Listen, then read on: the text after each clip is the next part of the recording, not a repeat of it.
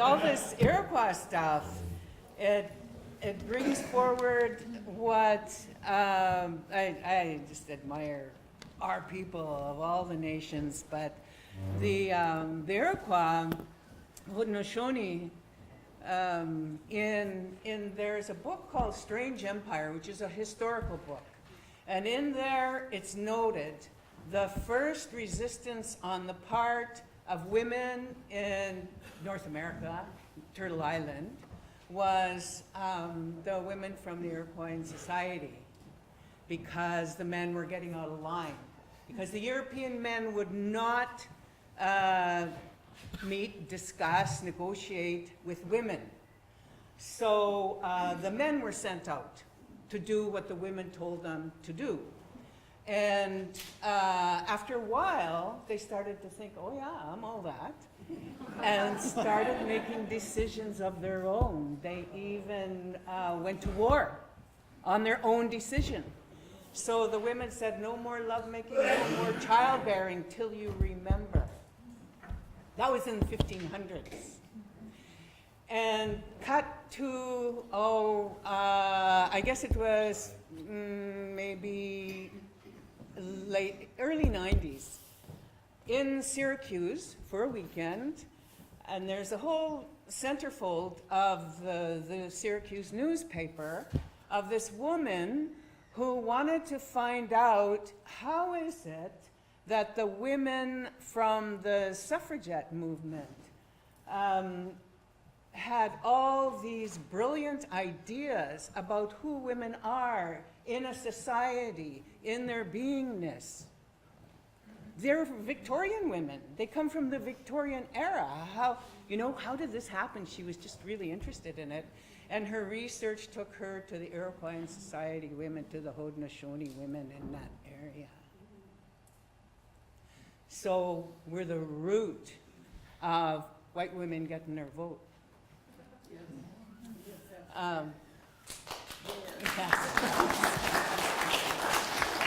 Yeah, and there's so much hidden about who women are in our societies. As the Haudenosaunee women have society has women choosing the leaders. Same thing existed in the Cree Nations, but women were pushed to the bush at the time of the signing of the treaties, because it aggravated those white men to see women. They could not negotiate with women. So that's where our women councils went underground and went into hiding. And anyway. Ninas komt nou au. O te pea piek.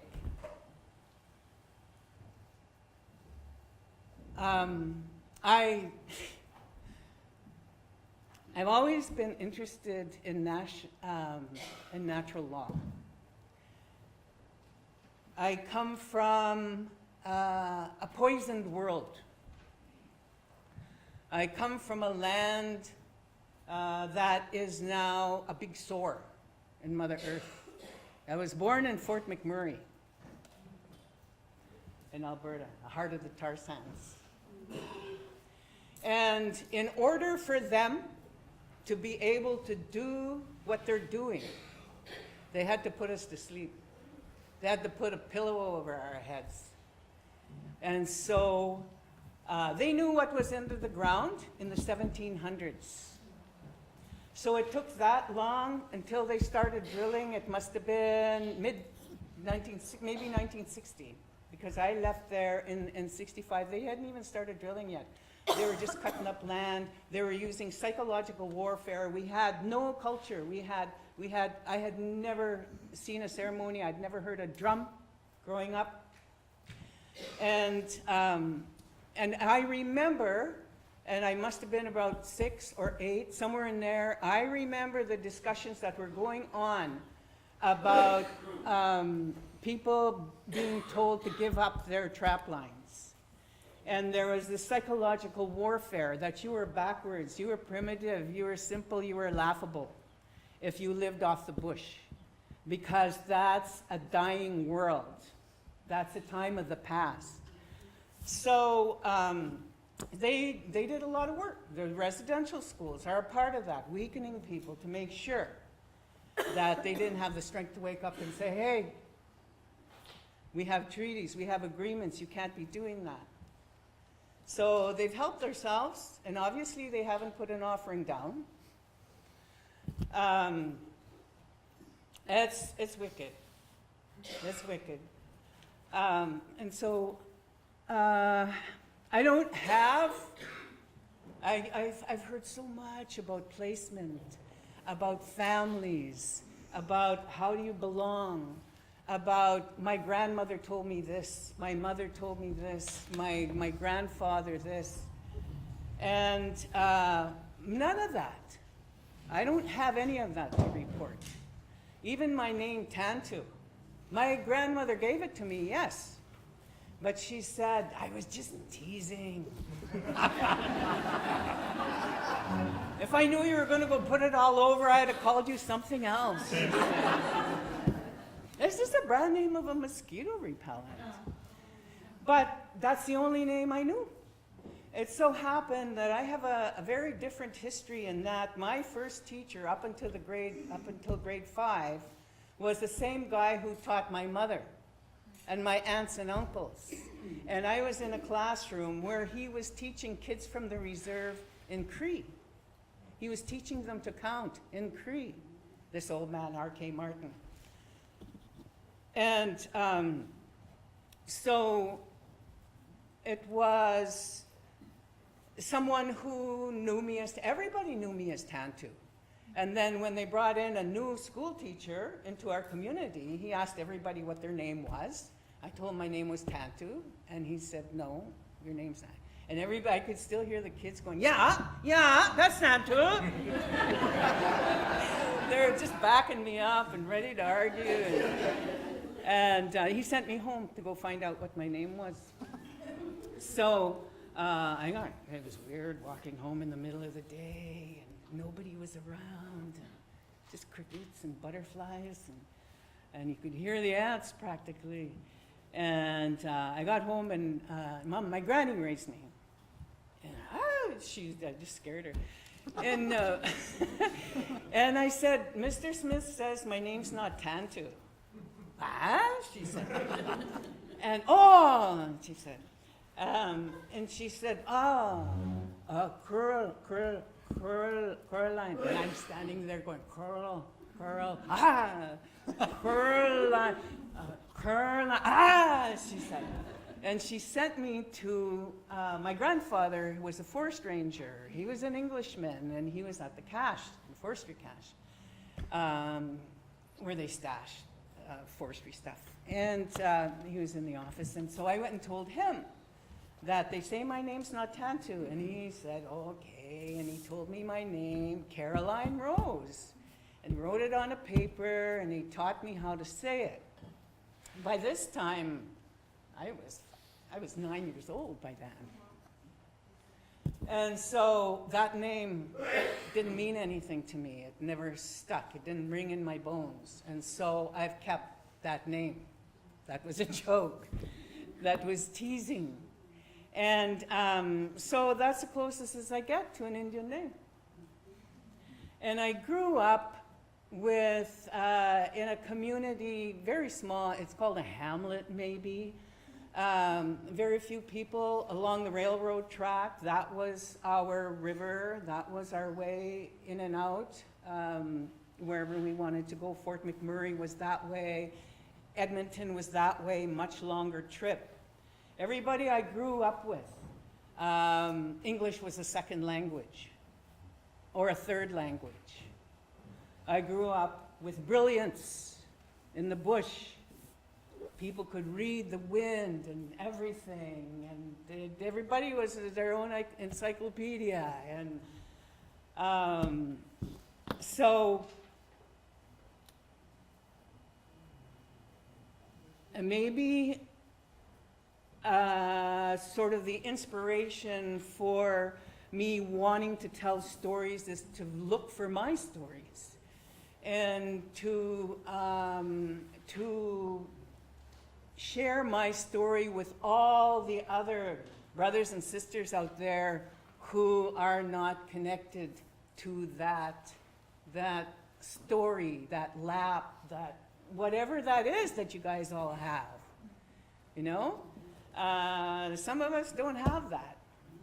So I've been sort of fighting my way through the oblivion of genocide.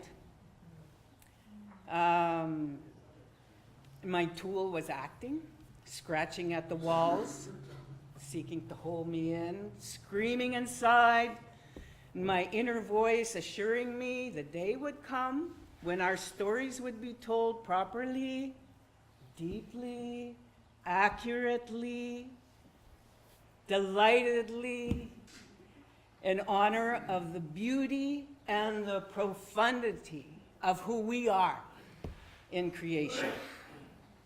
And through extreme frustration, very often in darkness, loneliness, and just groping my way through obstinate ignorance and privilege, seeking the humans who were also compelled forward to tell truth, light, justice. And the journey goes on now with many hands. And I'll read you this thing that I wrote because I've worked 47 years telling other people's stories, trying to bring it back to our root. Whenever I got some little work, I really try to bring some truth to it and try to bring some reality to it and try to connect it to that invisible root, that severed root, and imagining the root solid. And so one day I was invited to go to Quito, Ecuador.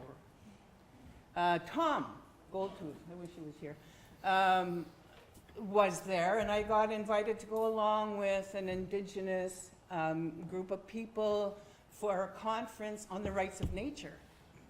Wow, yes, yes. It was so hard. I mean, coming from that place of oil and gas and mining and that mentality of this is the only way to live, this is the only way we can survive, is off of this oil and gas.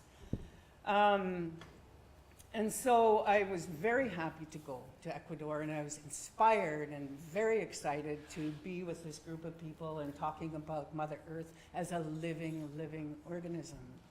I come back to Toronto, and then I'm invited to be a part of a weekend workshop that this woman, who rather than being a rabbi, she started teaching this method of birthing stories, birthing your own story.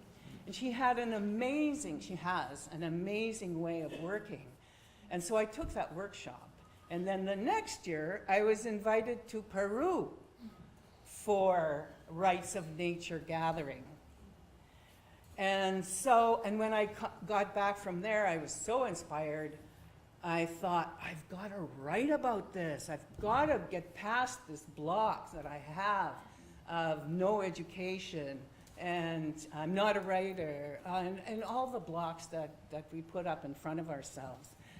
And then this woman again, as she calls, will you write something? I'm putting on personal stories, short stories, festival, and I would like you to write something. And I thought, well, I'm going to write something about Mother Earth and the rights of Mother Earth. And this is what came out. I'll share this with you.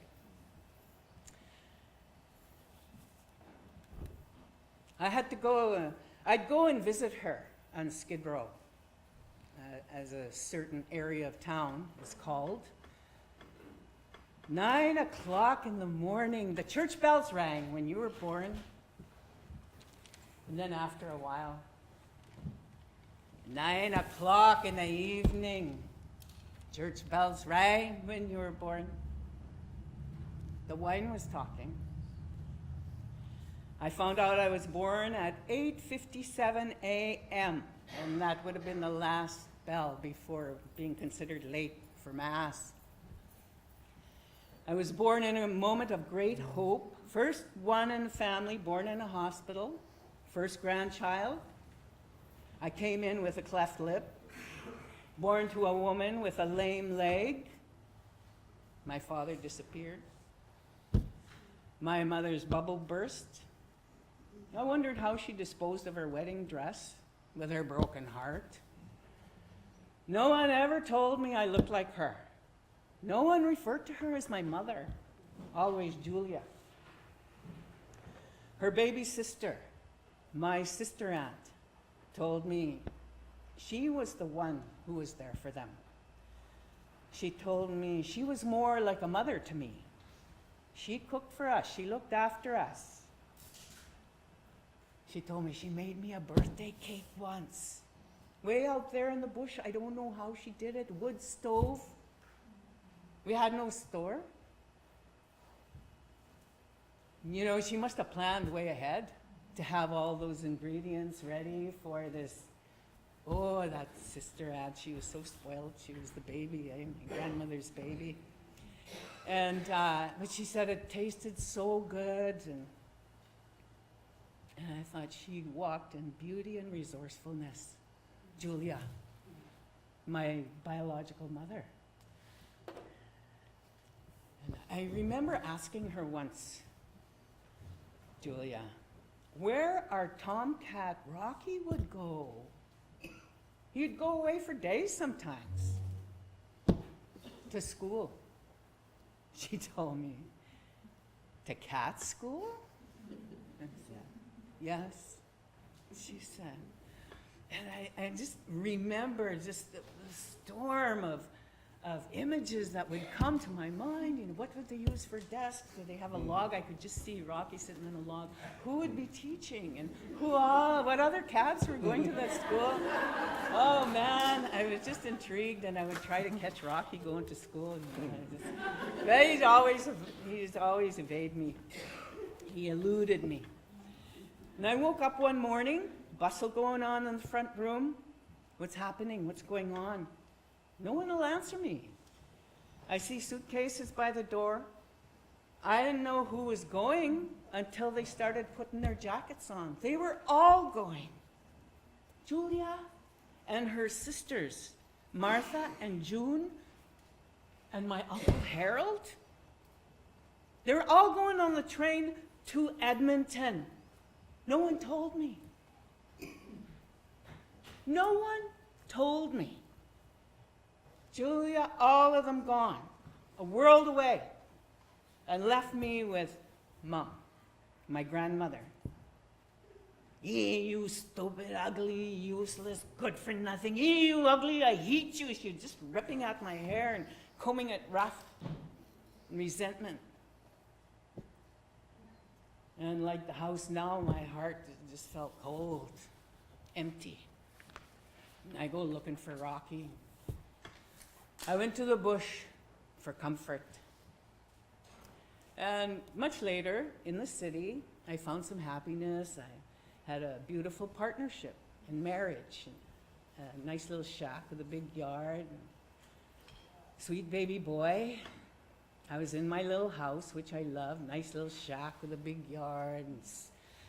And I was happily sweeping my floor, counting my blessings, listening to the radio. All you losers, you 10-time losers, get out of bed. Quit your sighing and me all mying and wishing you're dead.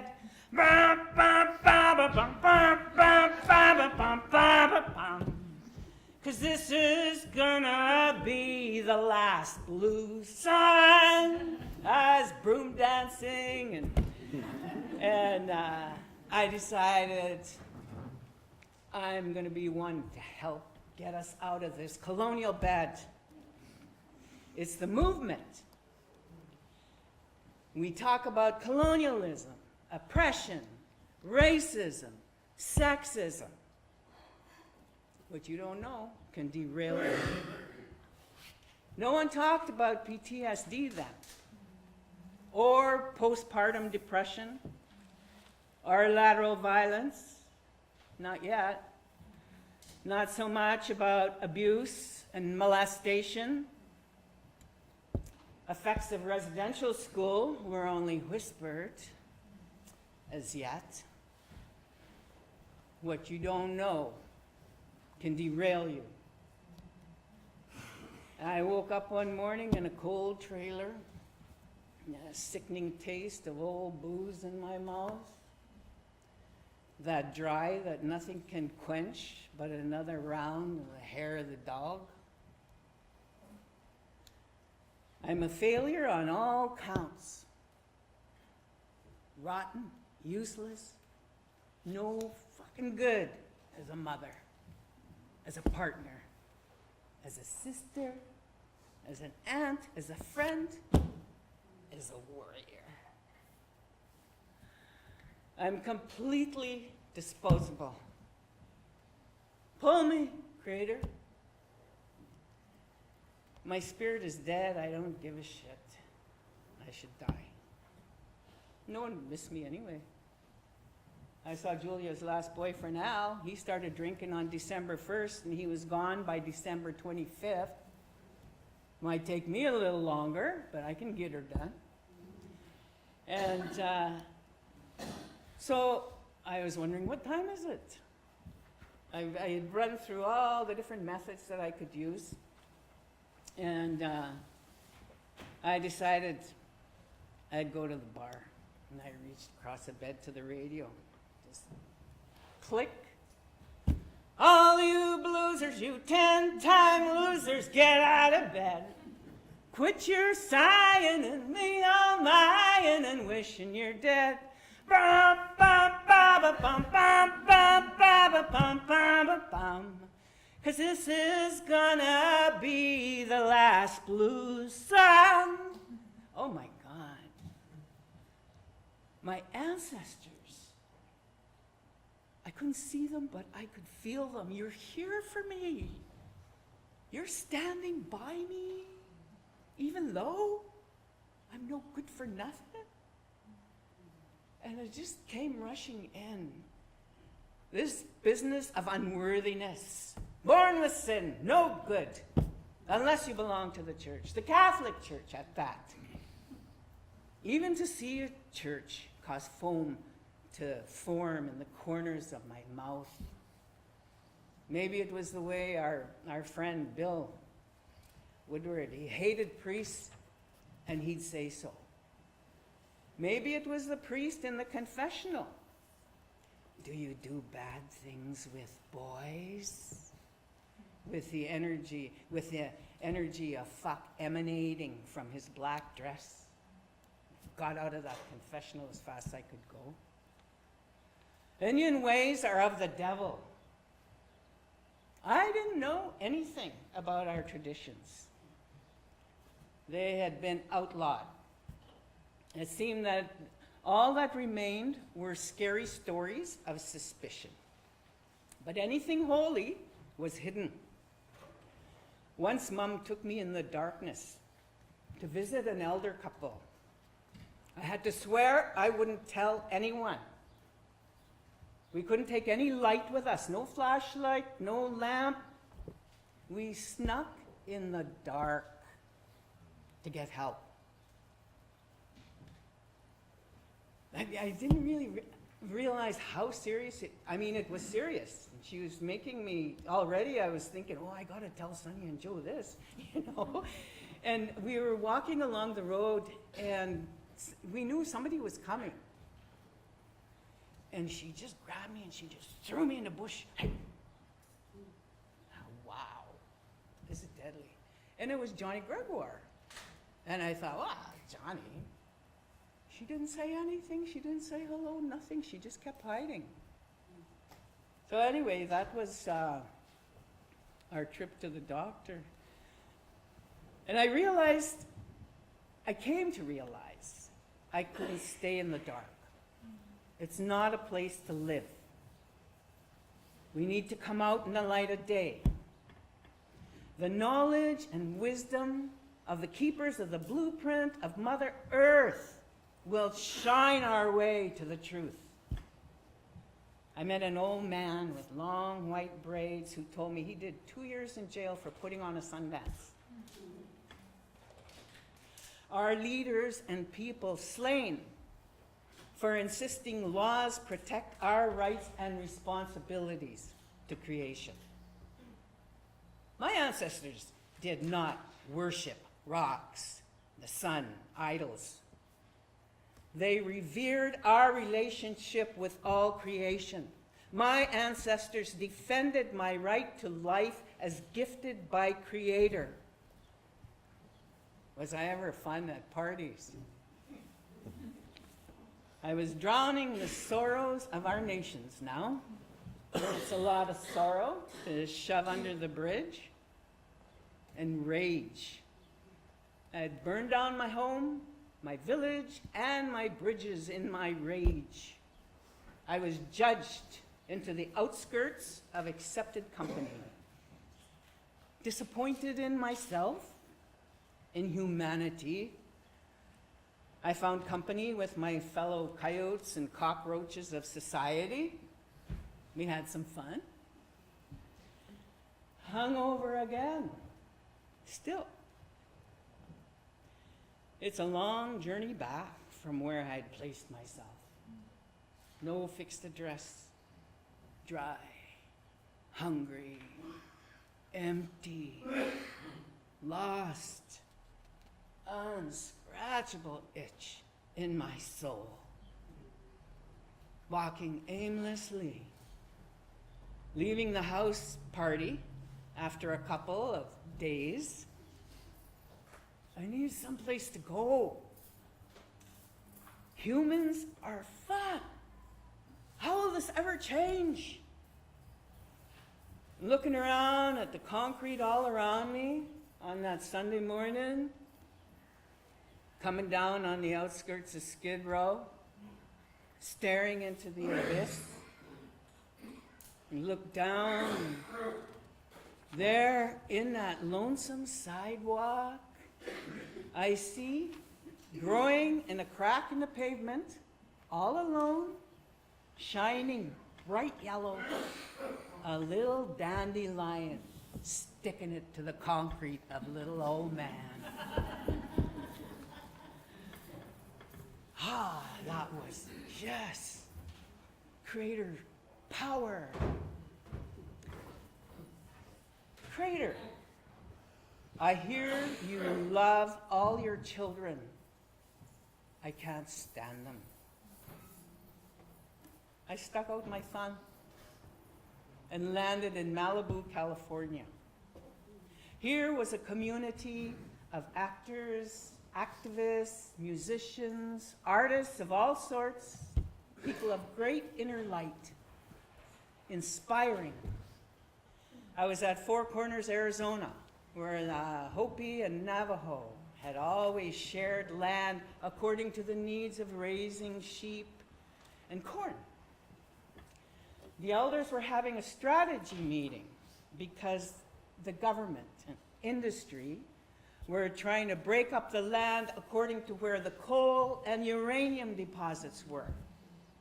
They were working to save their own way of life. I called them Navajo until I heard them speak my grandmother's language. Now they're Dene to me. I heard of a relationship between Hopi and Tibetans. The word for moon is the word for sun in each other's language, and other relationships in the cosmos.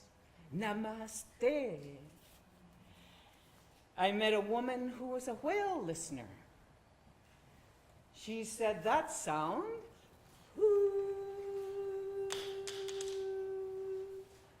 she said it's a complete sensory experience, relating and communicating so much that's indescribable in the English language. I'm running along the beach, Malibu, and I see a trail winding up the side of a big hill, and I follow it, and I come upon a flat-top mountain. and I'm inspired to sing in all four directions. The ocean's out there, and it's just, wow. And I go back to the house where I'm staying, and I tell them what I found, and they said, you were led to a Chumash ceremony place. And later, I'm watching outtakes of a documentary that was shot in Navajo country about Dene people who were sent to work in uranium mines without protection. I'm watching footage of a daycare, mutant babies that were born as a result of that experiment. And I got a phone call from my sister aunt, Martha. And she tells me that Julia's passed away. The man she was living with had punched her and broke the sock around her heart. She died of a broken heart. No. My mother died of societal radiation. A woman of grace, peace, beauty, dying in violence in her own home. I go running back up that hill. I go back to that ceremony circle. And I go back. I see the ocean out there. My mother is now a part of the great beyond. She can be who she truly is now, without judgment. I receive images, her smile, her laugh, her joy in seeing me when I would find her. I'd go find her, and I feel her, and I hear her. Maybe it's like the sounds. Maybe it's like the whales without the sound. And she tells me, I would have combed your hair lovingly and gently. I would have dressed you nice and pretty, all pretty. I asked her what she would tell me when I asked her about people picking on me and saying lying bad things. And she told me, I'd say, come. I'd take you to the garden. We'd pick something. We'd cook. I heard about her from the street. Step and a half? She was your mom? She was good to people. She was never one to start fights. She was an artist. Everything she made was a little different, and she made it good. She made you, huh? I remember her story about Rocky, who went to cat school, and how I was just looking for him, and I finally figured out with all my stirring around, all my restlessness, the way I used to search all over for that old tomcat, I was searching for her. I was searching for me. I was no longer drawn to Skid Row. I'm no longer drawn to those dark corners.